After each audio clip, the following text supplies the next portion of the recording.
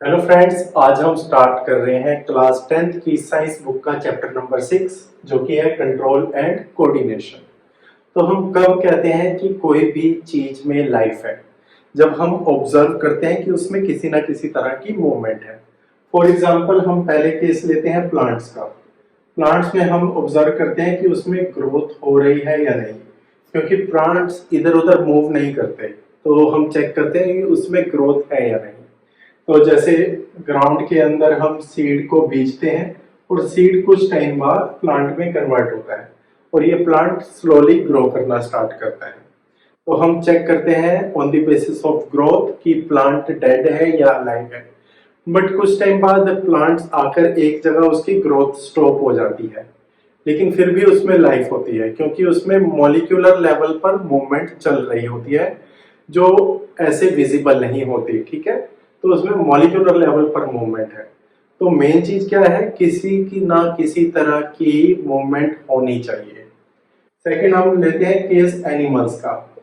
Animals में variety of movement होती है। फॉर एग्जांपल ह्यूमन का केस ले लो, हम भाग सकते हैं, हम खाना खाते हैं, ठीक है, हम बैठते हैं, हम जागते हैं।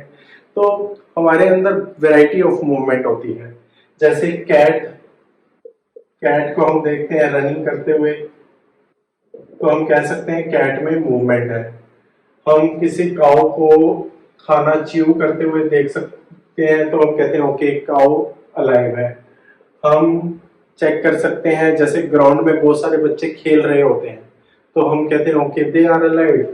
कोई भी चिल्ड्रन स्विंग ले रहा है, कोई भी चाइल्ड स्विंग कर रहा है, तो उसको देखकर भी हम कहते हैं कि okay that child is alive. Variety of movement होती है एनिमल्स में, उसके बेसिस पर हम कहते हैं कि ये एनिमल डेड है या अलाइव है। इवन जब हम सो रहे होते हैं तब भी हमारी बॉडी में मूवमेंट चल रही होती है क्योंकि हमारा दिल धड़क रहा होता है, हमारी सांसें चल रही होती है। तो मूवमेंट के बेसिस पर हम कहते हैं कि कोई भी चीज डेड है या अलाइव है। ये जो मूवमेंट होती है, ये मूवमेंट होती है बिकॉज ऑफ एनवायरमेंट चेंज। आपके एनवायरमेंट में किसी ना किसी तरह का कुछ चेंज होता है, उसके बेसिस पर ये मूवमेंट होती है। और जनरली इस मूवमेंट को हम अपने एडवांटेज के लिए यूज करते हैं। जैसे फॉर एग्जांपल कैट का केस लेते हैं। कैट अगर भाग रही है तो मे बी हम सोच सकते हैं कि उसने चूहा देखा होगा और वो चूहे को खाने के लिए भाग रही होगी। तो कैट का यहाँ पे एडवांटेज है कि उसको फूड मिल रहा है। और चूहा अगर रन कर रहा है, चूहा अपनी लाइफ बचाना चाहता है, तो रनिंग जो कर रहा है उसके पीछे एडवांटेज है कि वो अपनी लाइफ बचा रहा है। तो जो भी मूवमेंट हम कर रहे हैं उसके पीछे किसी ना किसी तरह का कोई एडवांटेज होता है। जैसे काऊ खाना चबा रही है, उसको भूख लगी होगी इसलिए वो खाना चबा रही है, राइट। और चाइल्ड स्विंग कर रहे हैं क्योंकि उनको प्लेजर मिल रहा है, एंजॉय कर रहे हैं। तो हर एक मूवमेंट के पीछे किसी तरह का कुछ एडवांटेज होता है और हर मूवमेंट के पीछे आपके इन्वायरमेंट में कुछ चेंज होता है। ठीक है, जैसे मैंने आपका कैट का एग्जांपल दिया। और फॉर एग्जांपल जैसे आप किसी गर्म बर्तन को हाथ लगा देते हो तो आप सडनली अपना हाथ हटा लेते हैं क्योंकि आपको पता है कि वो एनवायरमेंट हॉट है, वहां पे हॉट है। या जब आपकी आंखों पे लाइट डाल दी जाए तो सडनली आप अपनी आंखें बंद कर लोगे क्योंकि आपकी एनवायरमेंट में एकदम चेंज आया, एकदम बहुत सारी लाइट आई है। तो एनवायरमेंट चेंज के बेसिस पर हम अपनी मूवमेंट क्रिएट करते हैं। और ये जो एनवायरमेंट चेंजेस है जिसकी वजह से हम मूवमेंट कर रहे हैं, इसको कहते हैं, इन एनवायरमेंट चेंज को कहते हैं हम स्टिमुलाई। स्टिमुलाई होते हैं जो कुछ एक्साइट करते हैं। जैसे मैं किसी गर्म बर्तन को हाथ लगाऊं तो ये जो गर्म चीज है ये एक तरह का स्टिमुलस है जो मुझे मूवमेंट करने के लिए कह रहा है। या मैं किसी ठंडे बर्फ को हाथ लगाता हूँ तब भी हाथ पीछे कर लेता हूँ, तो वो एक तरह का स्टिमुलाई है जो मुझे हाथ पीछे करने को कहता है। या सडनली मैं चल रहा हूँ और रास्ते में बस आ गई और मैं एकदम अपनी स्पीड चेंज कर लेता हूँ, तो ये एक तरह का स्टिमुलस है जो मुझे भागने के लिए कह रहा है। तो ये जो स्टिमुलाई है इसको हम इन्वायरमेंट चेंजेस कह सकते हैं। मतलब कौन कौन से चीजें हैं जो इन्वायरमेंट में चेंज लाती है, जो हमें मूवमेंट करने को बताती हैं, तो इसको कहते हैं स्टिमुलाई। अब ये जो मूवमेंट है ये सब कंट्रोल और कोऑर्डिनेट मैनर में होती है। फॉर एग्जांपल आप क्लास में बैठे हुए हो, क्लास में अभी टीचर नहीं है तो आप जोर जोर से बातें कर रहे हो, लेकिन जैसे ही टीचर आ जाता है तो आप कानों में फुसफुसाते हो। और ये जितनी भी मूवमेंट है वो बहुत ही कंट्रोल्ड और कोऑर्डिनेट मैनर में होती है। फॉर एग्जांपल मैंने अभी आपको एक क्लासरूम का एग्जांपल दिया, उसमें आप बात कर रहे थे, ठीक है, और सडनली मैडम आ जाती है, टीचर आ जाते हैं आपकी क्लास में, तो आप स्लोली बात करते हो, मतलब आपके वेल कंट्रोल और कोऑर्डिनेटेड मूवमेंट है। आपको तेज बात करनी है, आपको कम बात करनी है, आपको स्लो बात करनी है, या आपको भागना है या चलना है, तो आपकी जितनी भी जो मूवमेंट है वो वेल कंट्रोल और कोऑर्डिनेट मैनर में होती है। तो यहाँ पर ये था इंट्रोडक्शन। एनिमल में कंट्रोल एंड कोऑर्डिनेशन दो सिस्टम की वजह से होता है। One is nervous system and another one is endocrine system. Nervous system में होते हैं nervous tissue and muscular tissue, और एंडोक्राइन सिस्टम में होते हैं ग्लैंड्स। जो नर्वस टिश्यू है उसमें नर्व सेल प्रेजेंट होते हैं, जिसको हम न्यूरॉन्स भी कहते हैं। तो ये जो न्यूरॉन्स होते हैं नर्वस टिश्यू में बहुत ही ऑर्गेनाइज्ड वे में प्रेजेंट होते हैं, और इनका काम क्या होता है, ये जितनी भी इन्वायरमेंट से इंफॉर्मेशन मिलती है उसको इलेक्ट्रिकल इंपल्स में कन्वर्ट करते हैं। फॉर एग्जांपल मैंने किसी गर्म बर्तन को टच किया तो मेरी स्किन ने इंफॉर्मेशन ली कि ये गर्म है, तो इस इंफॉर्मेशन को ये जो नर्व सेल है इलेक्ट्रिकल इंपल्स में कन्वर्ट करके हमारे ब्रेन तक पहुंचाते हैं, और ब्रेन जो होता है फर्दर सिग्नल देता है मस्कुलर टिश्यू को कि ये वाली मूवमेंट कर। कौन सी मूवमेंट? जैसे मैं गर्म बर्तन को टच करूंगा सडनली अपने हाथ को हटा लूंगा, तो ये वाली इंफॉर्मेशन देते हैं कि अपना हाथ पीछे कर ले। तो नर्व सेल और न्यूरॉन्स का क्या काम है, जितनी भी इंफॉर्मेशन एनवायरनमेंट से मिल रही है उस इंफॉर्मेशन को इलेक्ट्रिकल इंपल्स में कन्वर्ट करना, ठीक है। और एंडोक्राइन सिस्टम में जो ग्लैंड्स होते हैं, ये ग्लैंड से बहुत सारे हार्मोन्स निकलते हैं। इन हार्मोन्स का क्या काम है, ये हार्मोन्स आपके ग्रोथ में, आपके बॉडी स्ट्रक्चर में, आपके मूवमेंट में बहुत ही ज्यादा रोल प्ले करते हैं। इसके बारे में भी हम आगे पढ़ेंगे।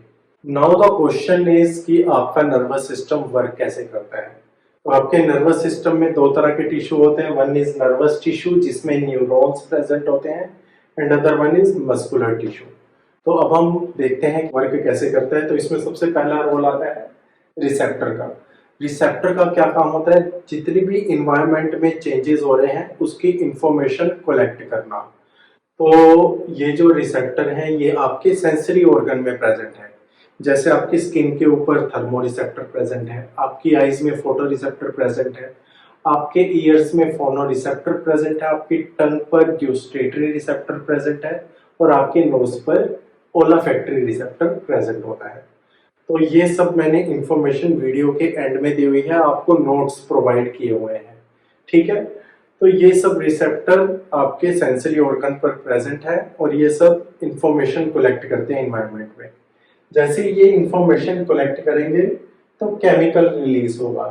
ये केमिकल जो है न्यूरॉन्स कैप्चर करेंगे और इलेक्ट्रिकल इंपल्स जनरेट करेंगे। तो अब हम पढ़ते हैं कि हमारा न्यूरॉन्स में कौन कौन से पार्ट होते हैं, न्यूरॉन्स के स्ट्रक्चर के बारे में पढ़ेंगे और देखेंगे कि न्यूरॉन्स वर्क कैसे करता है। सो अब हम न्यूरॉन्स के डिफरेंट कंपोनेंट्स के बारे में पढ़ेंगे। तो ये है आपका रिसेप्टर। रिसेप्टर ने इंफॉर्मेशन कलेक्ट की और यहाँ पर केमिकल का रिलीज हुआ, ठीक है। इस केमिकल के रिलीज को ये डेंड्राइट्स कैप्चर करेंगे।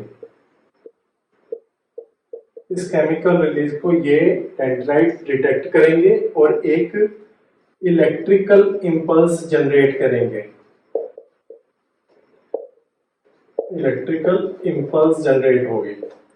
ये इलेक्ट्रिकल इंपल्स, तो ये डेंड्राइट्स है, ये जो आप ग्रोथ देख रहे हैं ना, आउट ग्रोथ, ये डेंड्राइट्स है।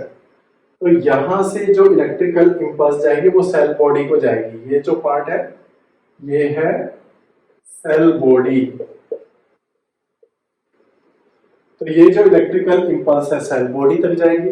अल्टीमेटली ये जो इलेक्ट्रिकल इंपल्स है सेल बॉडी से एक्सॉन में जाएगी। ये जो आप देख रहे हैं ना tube like structure, this is axon. और फाइनली ये जो इलेक्ट्रिकल इंपल्स है ये एंड तक पहुंचेगा, एक्सोन के एंड तक पहुंचेगा, टर्मिनल पॉइंट तक पहुंचेगा और वहां पर फिर से केमिकल का रिलीज होगा, केमिकल रिलीज होगा।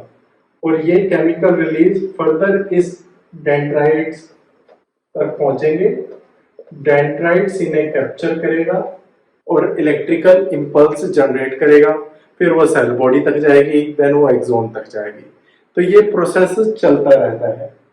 अब इन दो न्यूरॉन्स के बीच में, एक न्यूरॉन ये है, एक न्यूरॉन ये, इस न्यूरॉन के बीच में आप ये गैप देख रहे हैं, इस गैप्स को कहते हैं साइनैप्स। साइनैप्स। तो ये गैप दो न्यूरॉन के बीच में भी हो सकता है और एक न्यूरॉन और एक मसल टिश्यू के बीच में भी हो सकता है। तो अभी वो दिखा देता हूं। जैसे ये दो न्यूरॉन है, इन दो न्यूरॉन के बीच में ये जो गैप है इसे साइनैप्स कहेंगे, साइनैप्स। इसे कहते हैं न्यूरोसाइनैप्स। और इस न्यूरॉन और इस मसल टिश्यू के बीच में जो गैप है उसे कहेंगे न्यूरोमस्कुलर साइनैप्स। ठीक है। तो अल्टीमेटली केमिकल जो रिलीज हुआ था वो केमिकल अब रिलीज कन्वर्ट हो चुका है इलेक्ट्रिकल इंपल्स में, और वो इलेक्ट्रिकल इंपल्स पूरे न्यूरॉन में ट्रेवल कर रही है और फिर जब वो टर्मिनल पोजीशन पर पहुंचती है तो वहां भी केमिकल रिलीज होता है, फिर वो chemical release again electrical impulse में कन्वर्ट होता है। तो ऐसे ये इंफॉर्मेशन आपके धीरे धीरे ब्रेन तक जाती है और ब्रेन उस इंफॉर्मेशन को इंटरप्रेट करता है और फिर ये जो इंफॉर्मेशन है वापस नर्व सेल में आती है, नर्व सेल से फिर ये मसल तक पहुंचती है और मसल को कहती है कि आप ये वाला काम करो।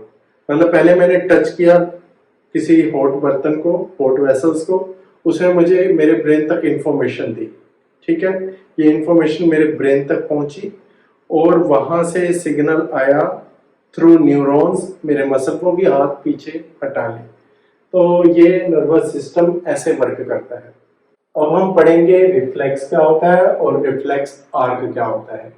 रिफ्लेक्स होता है जैसे ही आप इन्वायरमेंट में कोई चेंज फील करते हो तो उसके लिए जो आप इमीडिएट एक्शन लेते हो उसे कहते हैं reflex, reflex action. For example आप सड़क पर वॉक कर रहे हो और सडनली आपके सामने बस आ जाए तो आप जंप करते हो, that is your reflex action, कि आपने एनवायरनमेंट में कुछ चेंज फील किया और उसके लिए इमीडिएट एक्शन लिया।